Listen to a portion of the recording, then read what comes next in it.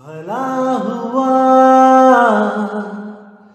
मेरी माला टूट गई, मैं राम भजन से छूटी। भला हुआ मेरी माला टूट गई, मैं राम भजन से छूटी। मेरे सिर से टली बला, भला हुआ मेरी माला टूट गई, मैं राम भजन से छूटी। मैं राम भजन से छूटी। नमस्कार मेरे प्यारे भाइयों, मेरे परमात्मा के प्यारे जीव हंसों। मैं बंदी छोड़ से हमेशा यही अरदास करूंगा कि आप सब मेरे भाई हमेशा हमेशा हमेशा के लिए इतने विवेकी हो जाएं कि कोई भी काल का दूत, कोई भी अधूरा गुरु आपको भ्रमित ना कर पाए।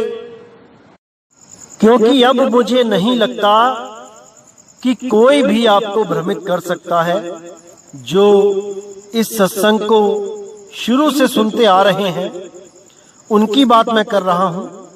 जिन्होंने 50 भी मन लगा के सुन लिए हैं, मुझे नहीं लगता कि उनको कोई भ्रमित कर सकता है।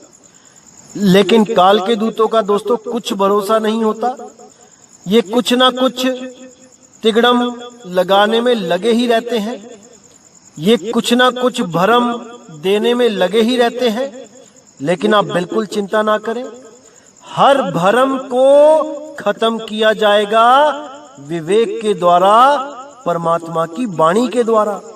आप बिल्कुल चिंता ना करें, आपका भाई हमेशा आपके साथ है। क्योंकि करोड़ों अरबों खरबों जन्म बीत गए, अरबों खरबों युग बीत गए, हम इन्हीं काल के दूतों के चक्कर में अपना जन्म बर्बाद करते आए हैं। जन्मों जन्म हम इन्हीं अधूरे गुरुओं के चक्कर में अपना जन्म बर्बाद करते आए हैं। मेरे भाई, ये जन्म हमने बर्बाद नहीं करना है।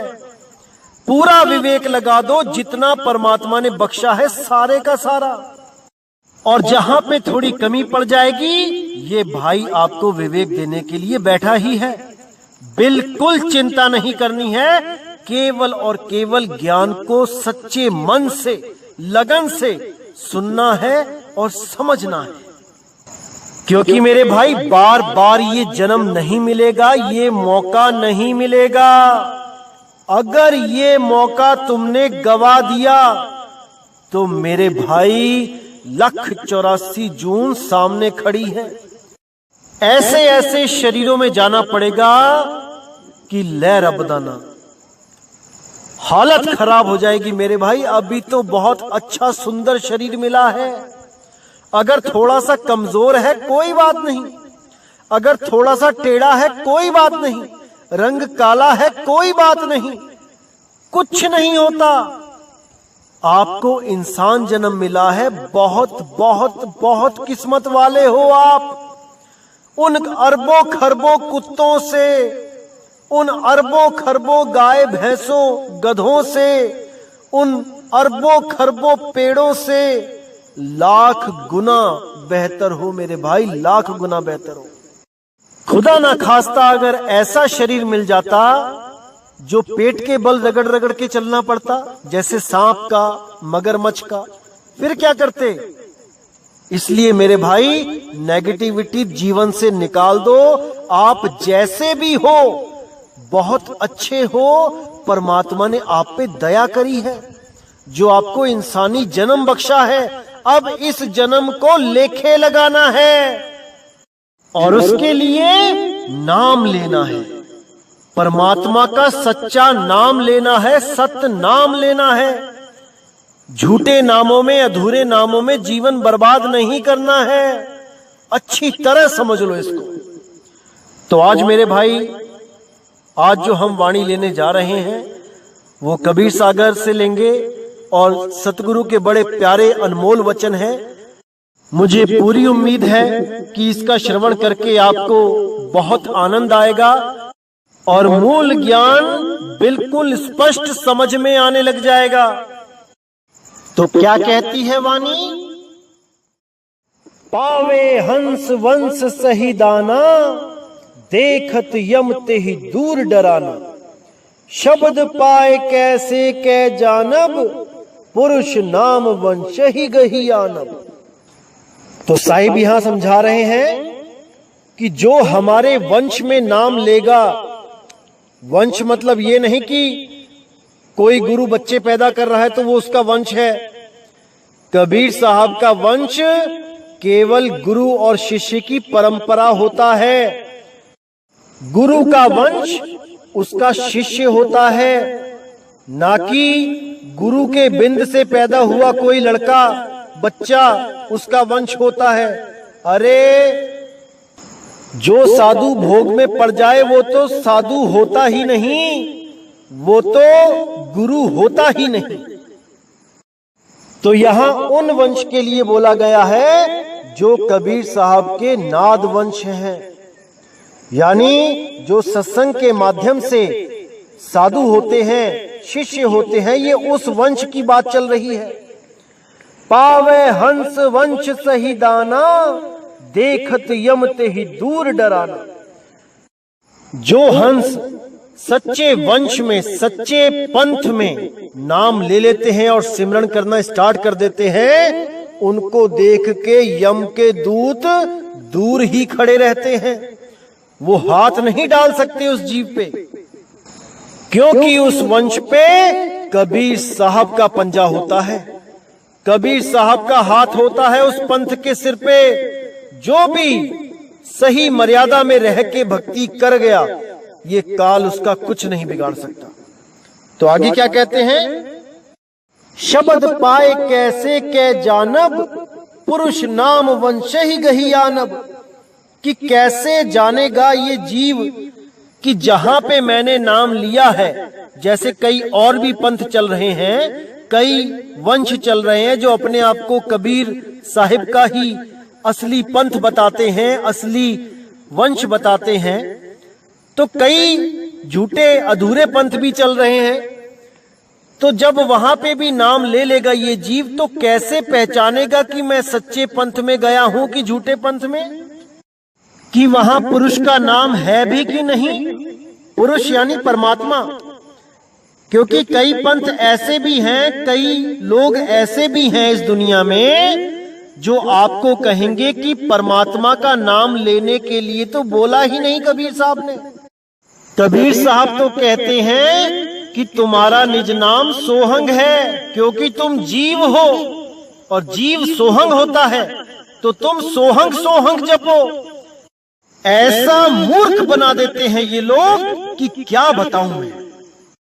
तो ऐसे लोगों से मेरे भाई सावधान रहें।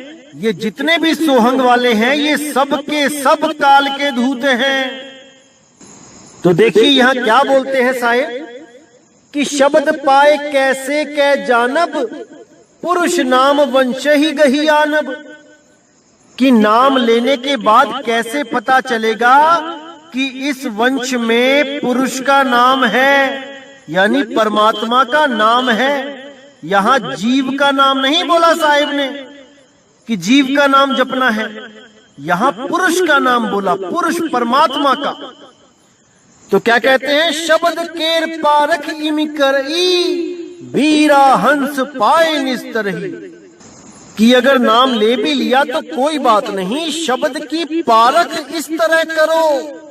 शब्द केर पारख इमि करई, ऐसे करो कि वीरा हंस पाए निस्तरही। वीरा यानी वो विवेकी हंस निस्तरण हो जाए, उसका वो बच जाए।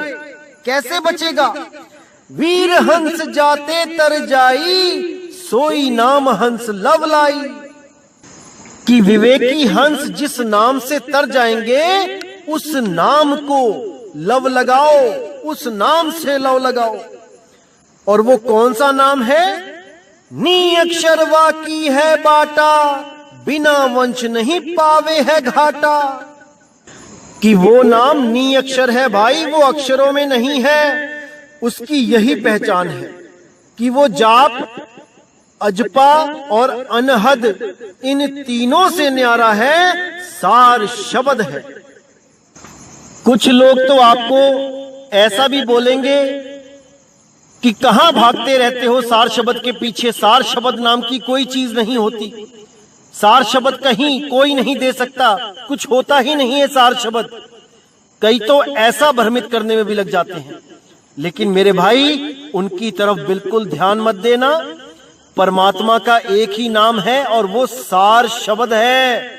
उसके बिना जितने भी नाम हैं वो सब काल का जाल है। तो कहते हैं नी अक्षर वाकी है बाटा, बिना वंश नहीं पावे है घाटा।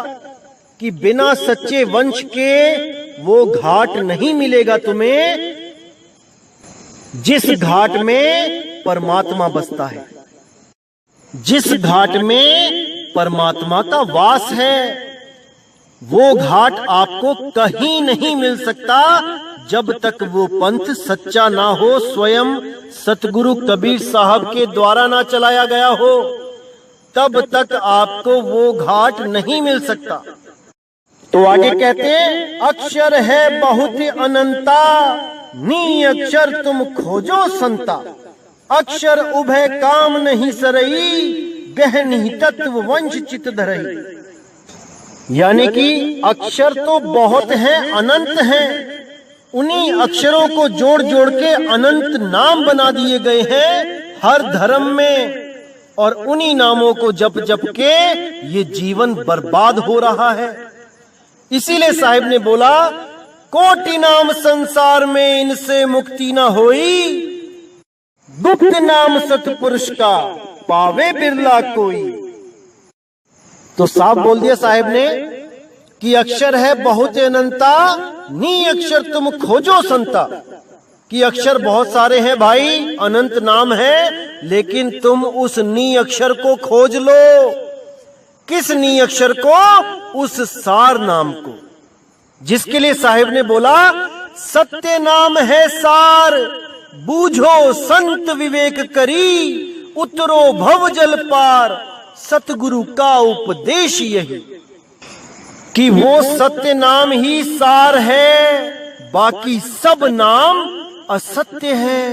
असत्य है क्योंकि वो सब भाषा का विषय है, बोली का विषय है, अक्षरों का विषय है, नी अक्षर का विषय नहीं है। तो कहते हैं अक्षर उभय काम नहीं सरई, गहनी तत्व वंश चित धरई। यानी इन अक्षरों के जाप से तुम्हारा काम नहीं सरने वाला, तुम्हें बंधन में आना ही पड़ेगा। इसलिए गह निहि तत्व, उस नी अक्षर, उस निहि तत्व, उसको धारण करो और अपना चित्त उस वंश की सेवा में धर दो। सारा जीवन उस वंश की सेवा में लगा दो जहां सतगुरु ने अपना असली नाम बख्श रखा है, जहां पर वो सार नाम बख्शा हुआ है। और कहीं जाने की जरूरत नहीं पड़ेगी मेरे भाई, केवल और केवल सतगुरु शरण में आ जाओ और अपना कल्याण करवाओ।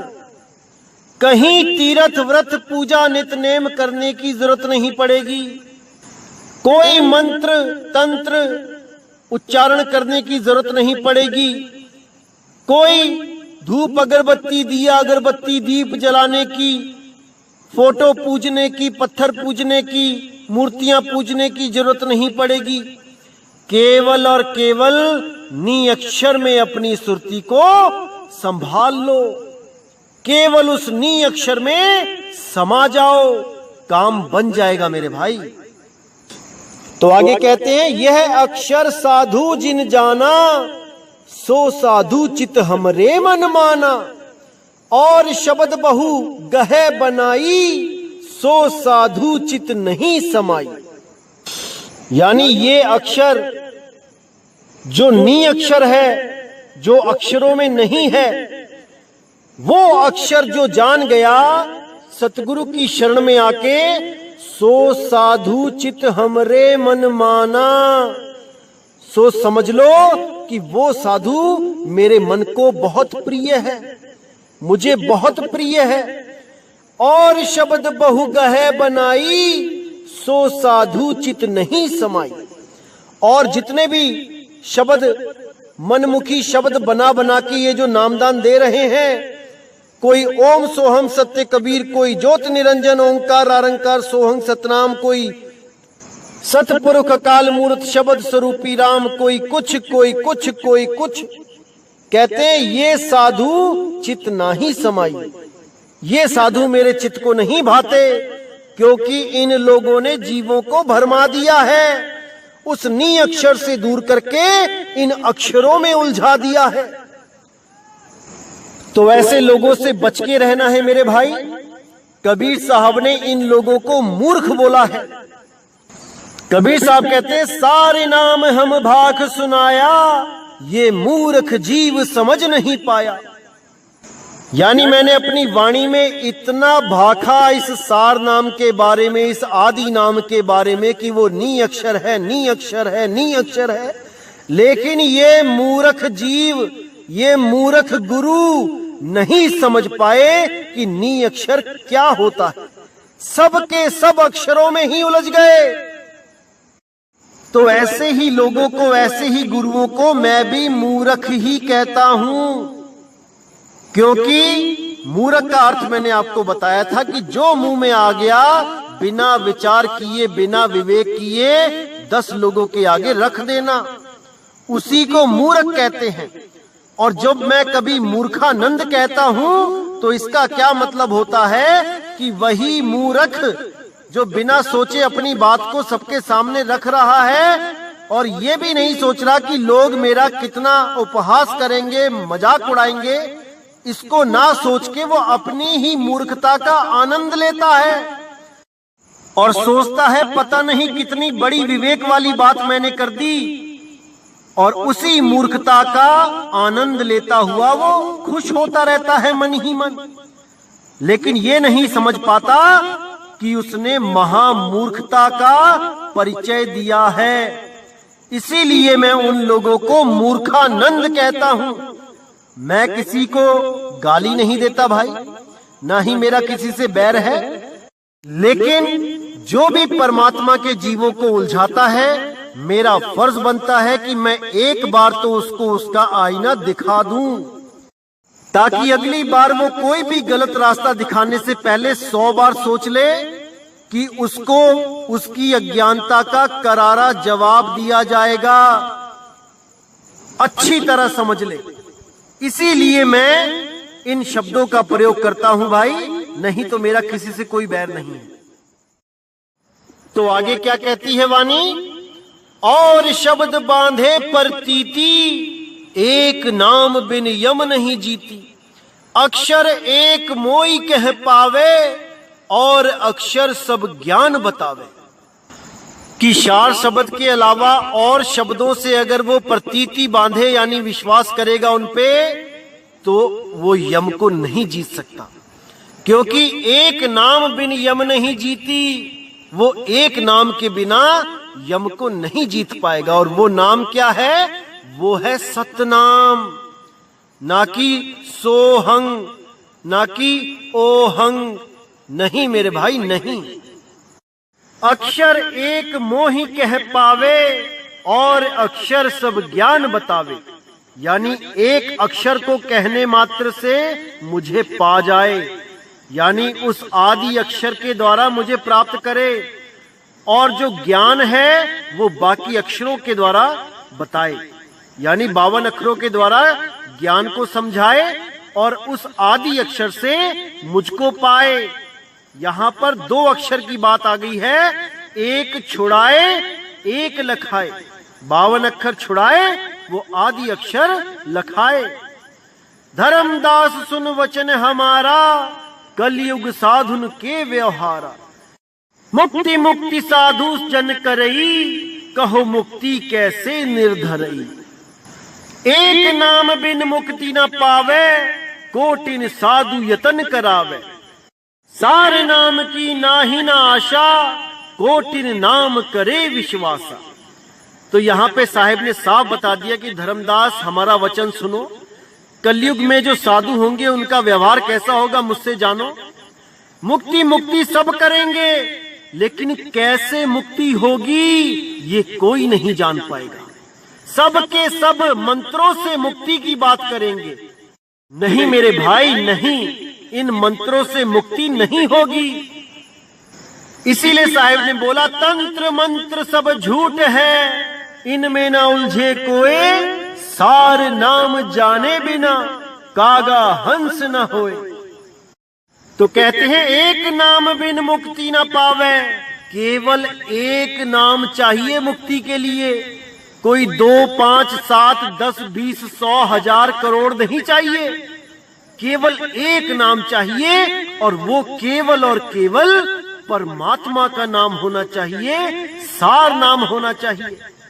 इसीलिए नानक साहब ने बोला तेरा एक नाम तारे संसार, मैं एहा आस एहो आधार।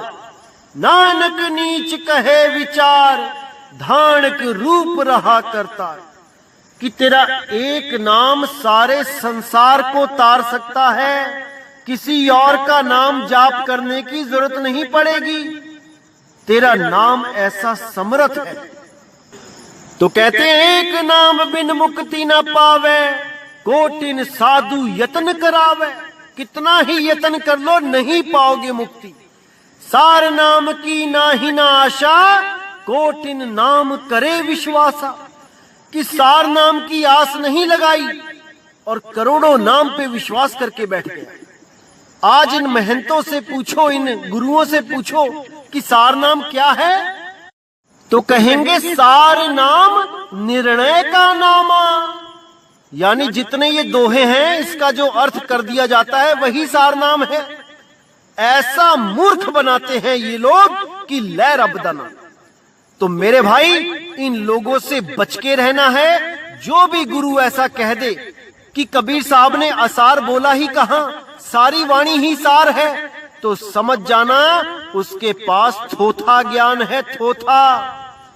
क्योंकि सार नाम 52 अक्षरों में नहीं आता मेरे भाई, वो नी अक्षर नाम है, वो आदि नाम है, वो अबोल वो अडोल नाम है।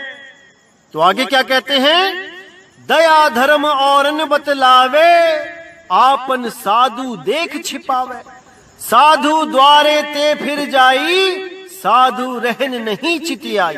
अब देखिए कितनी सुंदर वाणी बोली यहां साहिब ने कि ऐसे ऐसे साधु आएंगे जो दूसरों को तो कहेंगे कि साधु संतों की सेवा करो, यानी हमारी सेवा करो, और दूसरे साधु संतों के पास जाने को भी मना कर देंगे। कहेंगे कि आपने अगर किसी और संत महात्मा का सत्संग सुन लिया तो आपका नाम खंड हो जाएगा। अरे मेरे भाई मुझे एक बात बताओ, जब दूसरे पंथों के लोग आपके गुरु का सत्संग सुनते हैं तब तो आप बहुत खुश होते हो, और जब आपके पंथ का कोई बंदा दूसरों के सत्संग सुनने लग जाए तो आपको पिस्सू पड़ जाते हैं। ऐसा क्यों भाई? आपका पंथ छोड़ के कोई चला जाए तो वो गुरुद्रोही हो जाता है, दूसरे पंथ छोड़ के कोई आपके पास आ जाए तो वो पुण्यकर्मी प्राणी हो जाता है। ऐसा क्यों भाई?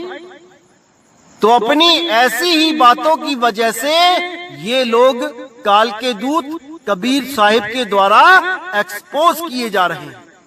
तो साहिब क्या कहते हैं, दया धर्म और बतलावे, आपन साधु देख छिपावे।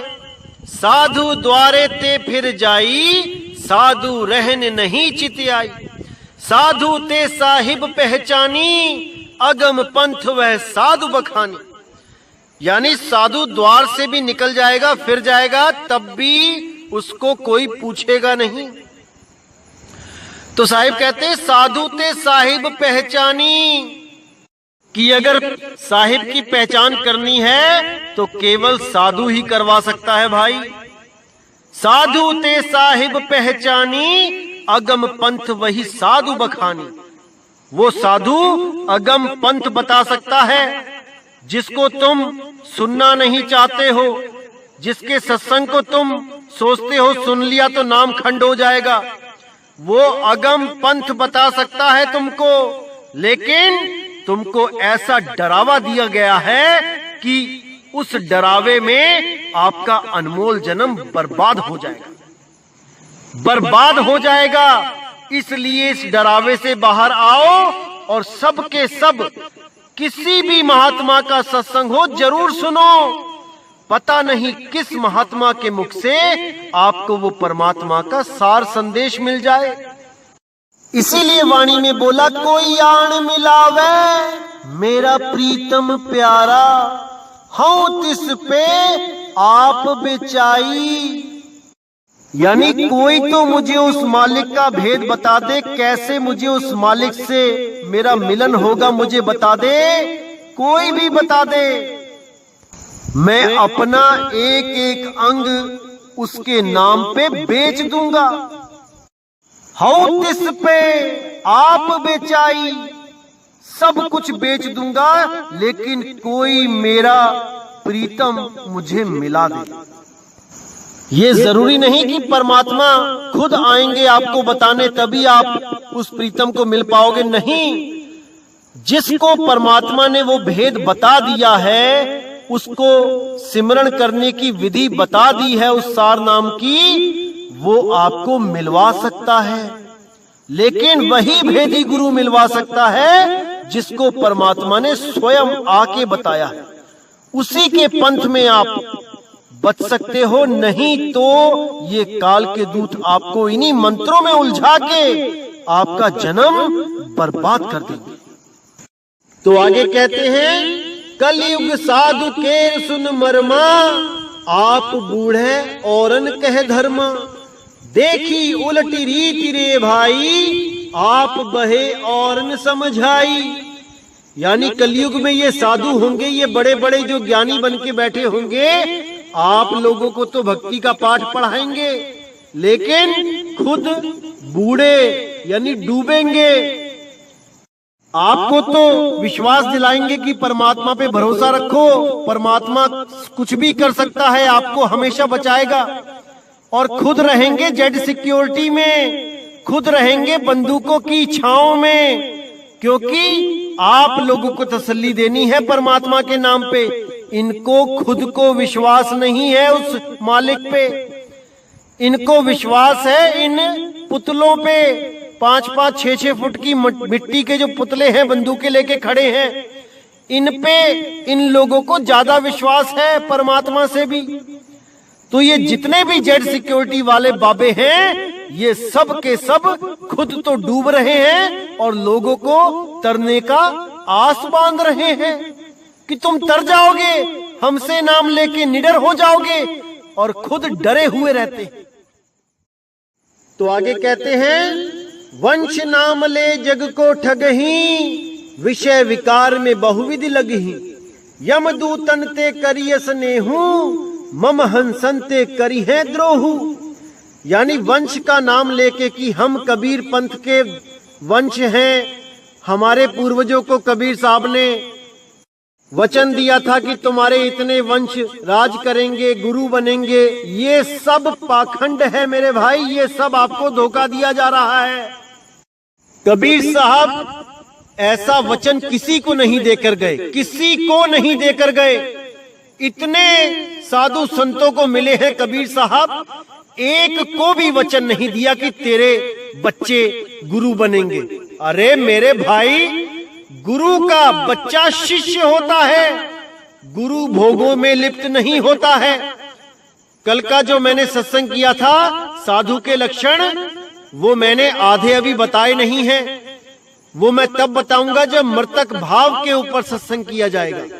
तब इन गुरुओं की सारी पोल खुलेगी कि कैसे ये लोग साधु बने हुए हैं, भोगों में लिप्त हैं, बच्चे भी पैदा कर रहे हैं और गुरु भी कहा रहे हैं।